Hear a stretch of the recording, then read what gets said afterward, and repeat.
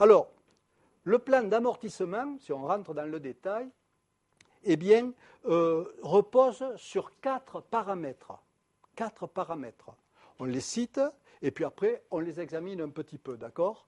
Alors, d'abord, la base amortissable du bien, la durée d'amortissement, le mode d'amortissement et la date de départ de l'amortissement. Ces 4 paramètres doivent être étudiés pour pouvoir, bien sûr, monter ce plan d'amortissement. Alors, on va prendre les uns après les autres et on va apporter quelques petites précisions.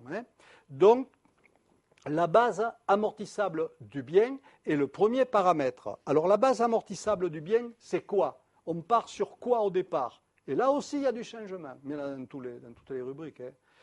Le plan comptable général nous dit que la base amortissable correspond à la valeur brute sous déduction de sa valeur résiduelle.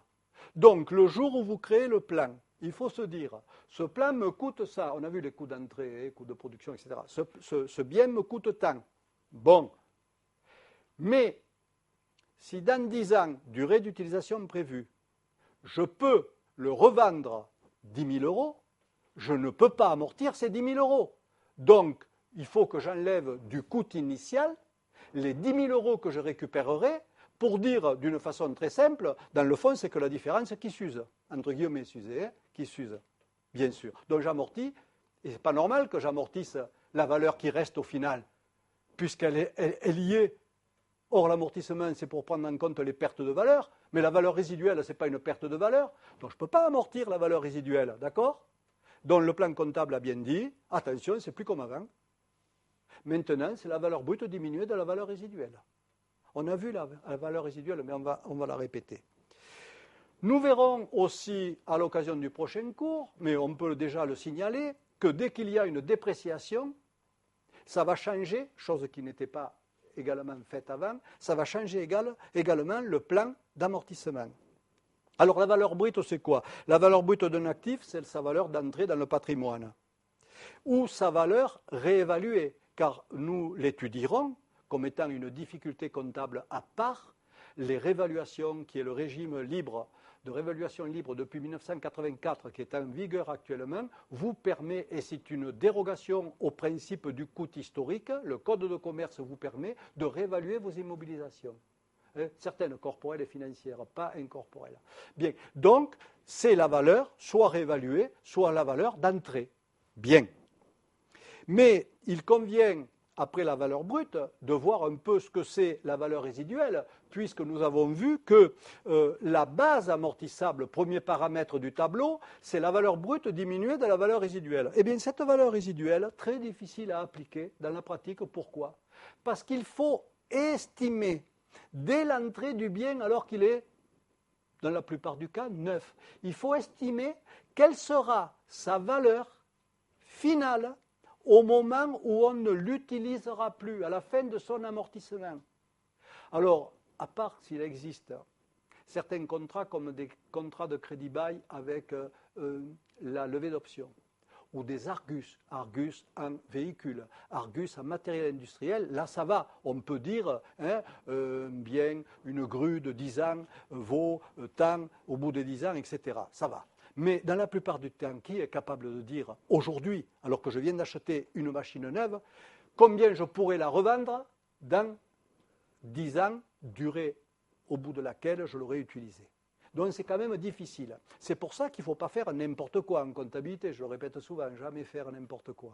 Donc la valeur résiduelle, attention, c'est la valeur de sortie estimée dès l'origine, la valeur de vente, donc valeur vénale, diminuée des coûts de sortie. Et si vous avez une bonne mémoire, mais il y a quelques séances on l'a précisé, dans ces coûts de sortie, on ne tient jamais compte ni des charges financières, ni de l'impôt sur la plus-value de cession. D'accord? Donc il faut se rappeler de ça, valeur brute moins valeur résiduelle, donc valeur résiduelle elle-même diminuée, qui ne tient pas compte, des charges financières et des plus-values, de l'impôt sur la plus-value réalisée lors de la vente. Bien, alors, en pratique, ça sera, si on n'est pas capable de connaître cette valeur dans le temps, sauf, je vous dis, en Argus, etc., Ben, on ne le fera pas, hein, parce qu'il ne faut pas faire n'importe quoi en comptabilité. Et les cabinets ont cru qu'on pourrait ne jamais le faire. Bon, mais il vient vite à l'esprit certaines situations où on est obligé d'estimer. Je vous donne un exemple caractéristique qui peut être un cas d'examen. Je suis une entreprise de transport, livraison de biens. Mon souci, c'est de respecter les commandes clients. Je ne dois pas tomber en panne. Je dois donc avoir une flotte de véhicules toujours en très bon état. Et au lieu d'attendre les 8 ans, qui serait la durée normale d'utilisation du véhicule, je vais le remplacer au bout de 4 ans. En le remplaçant au bout de 4 ans, je m'assure de toujours tourner avec des véhicules quasiment neufs, qui m'évitent les pannes, qui m'évitent les litiges avec les clients, etc. Oui, mais si je vends mon véhicule au bout de 4 ans, alors qu'il pourrait être utilisé pendant 8 ans, je ne peux pas prétendre qu'il n'y a pas de valeur résiduelle, puisqu'il y a des Argus qui me diront qu'au bout de 4 ans, le véhicule vaut peut-être encore 10 000 euros. Donc il y a des cas où il faut tenir compte, car c'est possible et c'est significatif de la valeur résiduelle. D'accord ? Et j'ai créé un cas d'examen justement à partir de ce modèle-là, parce que là, on ne peut pas me dire que ce n'est pas significatif. Et il faut savoir appliquer ces valeurs et tenir compte de ces valeurs résiduelles dans la base amortissable. D'accord ? Alors, cette base amortissable, au début, c'est la valeur brute moins la valeur résiduelle, elle même diminuée, je ne vais pas le répéter encore une fois. Et cette base amortissable va encore être à plusieurs reprises, éventuellement modifiée. S'il y a une dépréciation, si je change la durée, etc., etc. Si la valeur résiduelle change, parce que, imaginez que j'ai un outil particulier, j'ai prévu une valeur résiduelle, et puis il y a un progrès technique qui fait qu'on me sort maintenant un outil bien plus performant et presque pas plus cher. Ma valeur résiduelle, je ne la vendrai pas à ce prix-là. Elle change. Donc, il faut que je rectifie ma base amortissable. D'accord ? Vous voyez que les problèmes, il y a des problèmes nouveaux à envisager et il y a beaucoup de réflexions à avoir, de connaissances théoriques pour après pouvoir bien solutionner un cas qui vous est proposé en respectant ces connaissances théoriques qui sont des principes maintenant, des principes nouveaux. D'accord ? Alors, on va retenir que cette valeur résiduelle ne sera prise en compte que si elle est significative, d'une part, et si elle est mesurable. Parce que si je n'ai pas d'éléments, si je ne peux pas, je ne vais pas faire n'importe quoi, si elle est mesurable. Bien. Notons au passage que la position fiscale, et ce sera pareil tout le long, est différente. Pourquoi ? Parce que la base de l'amortissement n'a pas changé en fiscalité. Ils retiennent toujours le prix de revient du bien, d'accord, comme avant. Ils ne connaissent pas la valeur résiduelle en fiscalité. Donc, pour respecter la condition de l'amortissement minimum, imaginez qu'on ait un bien sur lequel il y a une valeur résiduelle significative. Je baisse, écoutez bien, je baisse ma valeur amortissable, j'obtiens donc un amortissement très petit par rapport à l'amortissement fiscal qui, lui, ne tient pas compte de la valeur résiduelle. Si je fais ça, je risque de ne pas respecter le principe de minimum d'amortissement linéaire. Et à ce moment-là, je tombe dans le problème des amortissements irréguliers que je ne pourrai plus déduire. Donc, qu'est-ce qu'il faut faire ? On l'a évoqué, amortissement dérogatoire pour pouvoir dire je respecte ce minimum. D'accord ? Vous voyez les nouveaux problèmes qui se posent parce que la fiscalité garde toujours le prix de revient. Alors, deuxième paramètre, la durée d'amortissement. La règle comptable a changé, vous le savez, nous l'avons déjà répété plusieurs fois. La durée est fonction de l'utilisation de l'actif par l'entreprise, le mot utilisation étant la clé. La durée, donc, peut être plus courte que la durée de vie du bien. On est d'accord ? Bien. Alors, la position fiscale, est-ce qu'elle est d'accord là-dessus ? Parce que tous ces changements, il faut savoir que si la fiscalité n'est pas d'accord, ça nous fait des divergences compta fiscales qu'il faudra traiter sur le 2058A, d'accord ? Ou en comptabilité. Donc, est-ce que la fiscalité, moi, c'est une question que je me pose en permanence. Est-ce que la fiscalité est d'accord là-dessus ? Non, pas d'accord. La durée d'amortissement, pas admise par la fiscalité, eh bien, c'est toujours les usages tels qu'ils étaient définis par eux avant. Donc, on a manifestement un écart, dans la plupart des cas, entre la durée d'utilisation par l'entreprise et la durée d'usage en fonction du bien, etc., telle qu'elle était connue avant 2005, en fonction du bien concerné et en fonction de l'activité, industrie, commerce, etc. Bien, il s'agit donc de taux qui sont déterminés par la doctrine administrative. Donc on a des écarts. Bien. Deux situations peuvent se dégager à la constatation de ces écarts, on est d'accord. Ben, les deux situations, c'est soit la compta est plus forte, soit c'est l'autre. Donc on va les examiner. Première situation, la durée d'utilisation comptable est plus longue que la durée d'usage administrative. La durée comptable est plus longue. Quel est l'impact ? Quelle est la conséquence? Si la durée d'utilisation est plus longue, l'amortissement sera plus faible. Si l'amortissement est plus faible, donc on tombe dans le cas où il faudra peut-être prévoir un amortissement dérogatoire pour respecter le minimum d'amortissement fiscal. Ben non, c'est là qu'intervient une petite tolérance qui est sympa à connaître. Si vous ne le faites, vous avez le droit de le faire, amortissement dérogatoire, sans problème, et là vous êtes tranquille. Mais l'administration fiscale a dit, allez, je vous fais un petit cadeau, enfin c'est moi qui le dis, mais je me mets à la place de l'administration fiscale, a dit, allez, vous ne le faites pas, ça ne fait rien, ce n'est pas grave. Je ne vous compterai pas la pénalisation d'amortissement irrégulier, sauf si c'est un cas abusif. Il y a un petit risque quand même. Un cas abusif, je ne vois pas pourquoi on ferait ça de manière abusivement, etc. Mais sachez que dans ce cas-là, l'administration fiscale est sympa, entre guillemets, dans la mesure où elle dit, allez, vous ne le faites pas, vous ne faites pas le dérogatoire dans ce cas-là, vous ne respectez pas le minimum fiscal cumulé linéaire, ce n'est pas une irrégularité. Il n'y a pas de problème. Alors, la deuxième situation, c'est le contraire, c'est-à-dire que la durée d'utilisation par l'entreprise du bien est plus courte que la durée d'usage. C'est-à-dire que la durée d'utilisation comptable, on va dire, est plus courte. Mon amortissement sera plus important. Et imaginons qu'il n'y ait pas de valeur résiduelle. L'amortissement sera plus important, puisque la durée d'usage administrative est plus longue. À ce moment-là, qu'est-ce que le risque? Le risque, c'est que l'amortissement comptable soit supérieur aux possibilités de déductibilité fiscale. Qu'est-ce qu'il faut faire dans ce cas-là? Eh bien, il faut réintégrer extra-comptablement sur l'état fiscal 2058A la partie d'amortissement comptable qui excède la possibilité fiscale. Ça, c'est classique. Soit on fait du dérogatoire, soit on réintègre. Ça dépend dans quelle situation on se trouve. Alors, par contre, cette réintégration, et ça, tout le monde ne le sait pas, est-ce qu'elle est définitivement perdue? C'est la question que je me pose. On me fait réintégrer ça, quand même, c'est quand même des amortissements économiques en fonction de ma durée d'utilisation. Est-ce que c'est vraiment perdu? Non, ça n'est pas perdu. D'abord, si on ne fait rien, on le récupérera à la cession, parce que la plus-value tiendra compte bien sûr de cela. Mais, et ça tout le monde ne le sait pas, on a une possibilité de ne pas attendre la cession du bien, qui peut être longue à venir, parce que si c'est un bien utile à l'exploitation, on ne va pas le vendre du jour au lendemain.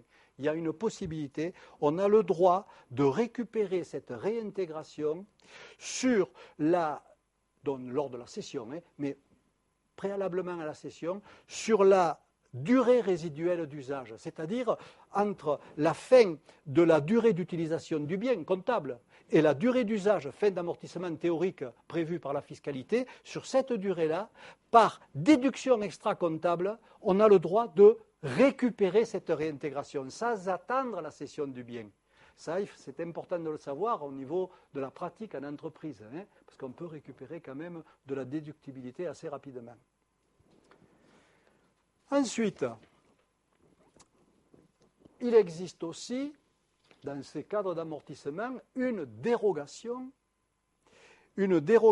qui concerne les PME. On vient de faire la position fiscale, nous attaquons cette dérogation qui concerne les PME. Attention, là aussi il y a un petit piège, car la dérogation n'est pas universelle, elle ne concerne pas tous les cas.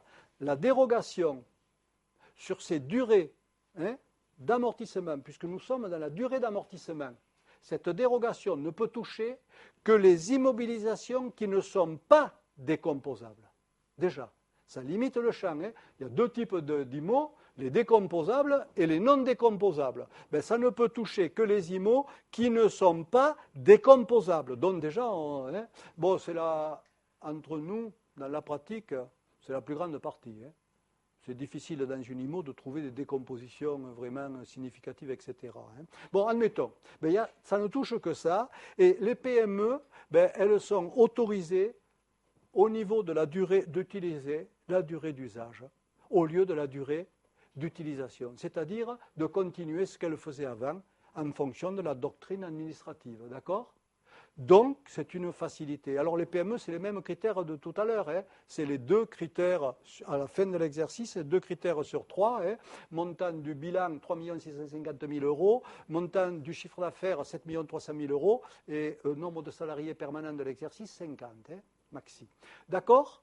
Donc, eh bien, pour cette partie d'IMO, tout ce qu'on a dit tombe à l'eau parce qu'on a le droit d'utiliser, comme avant, les durées d'usage et non pas la durée d'utilisation, alors que la durée d'utilisation est devenue un grand principe depuis 2005. C'est une dérogation. Donc, il suffisait de la connaître.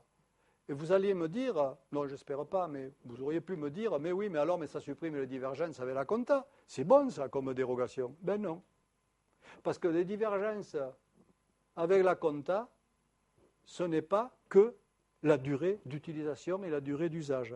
Puisqu'il y a d'autres différences avec la FISCA, entre la compta et la FISCA, ne serait-ce que le mode d'amortissement. On a le droit, par exemple, à unité d'œuvre, etc. Faire de l'amortissement croissant.